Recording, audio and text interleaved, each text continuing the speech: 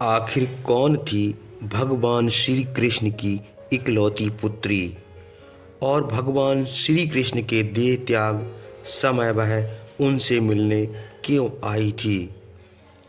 भगवान श्री कृष्ण जिन्हें भगवान विष्णु का पूर्ण अवतार भी माना जाता है, इसके अलावा जिन्होंने कंस जैसे राक्षस का वध किया और जिन्होंने महाभारत में धर्म को अधर्म के ऊपर रखा और पांडवों को जीत दिलाई, लेकिन अपने पुत्र के एक श्राप अपने ऊपर लगे हुए श्रापों के कारण पूरे ही यदुवंश का नाश हो गया। लेकिन क्या आप जानते हैं भगवान श्री कृष्ण की एक पुत्री भी थी जो यदुवंश के नाश के बाद जीवित बची हुई थी, और जब भगवान श्री कृष्ण ने अपना देह त्यागा तो उनसे मिलने भी आई थी। आखिर कौन थी उनकी पुत्री?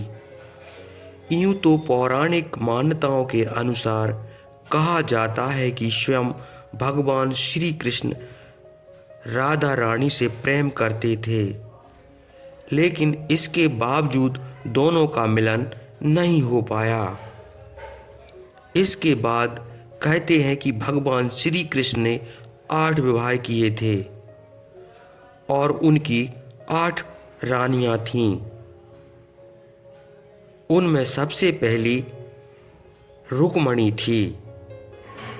कहते हैं रुक्मणी भगवान श्री कृष्ण की पहली पत्नी थी, जो कि विदर्भ के राजा भीषण की पुत्री थी, और रुक्मणी की इजाज़त लेकर ही स्वयं भगवान श्री कृष्ण ने उनका हरण कर लिया था, और उसके बाद दोनों के बीच में विवाह हुआ था, जहां उन्हें 10 पुत्रों की प्राप्ति हुई, जिनके नाम थे प्रद्युम्न, चारुदत्त, चारुदे, सुचारु, चारु, गुप्त, भद्र, चारु चारु, चंद्र विचारु और चारु।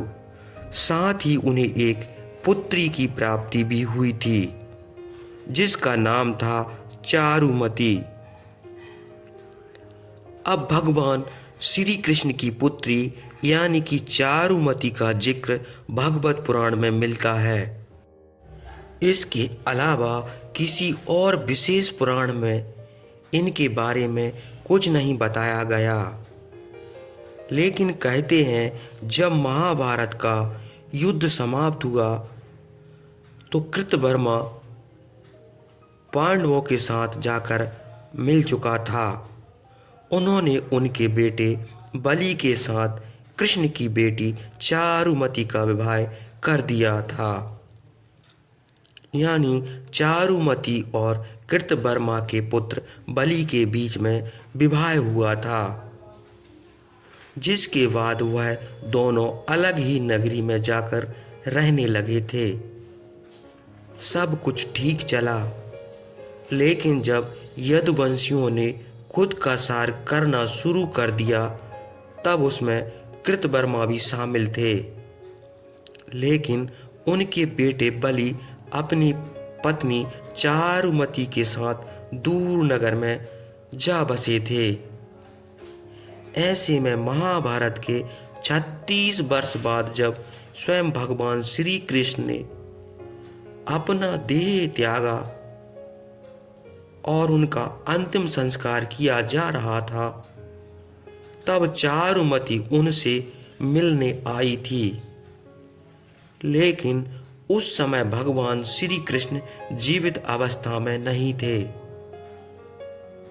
जहां पांडवों चारुमती बचे हुए यदुवंशियों ने स्वयं भगवान श्री कृष्ण का अंतिम संस्कार किया,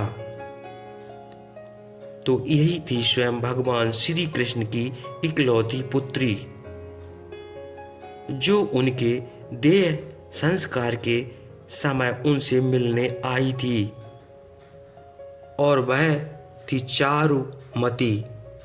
दोस्तों, अगर आपको हमारी यह खास जानकारी अच्छी लगी हो तो इस वीडियो को लाइक कीजिए, हमारे चैनल को सब्सक्राइब कीजिए।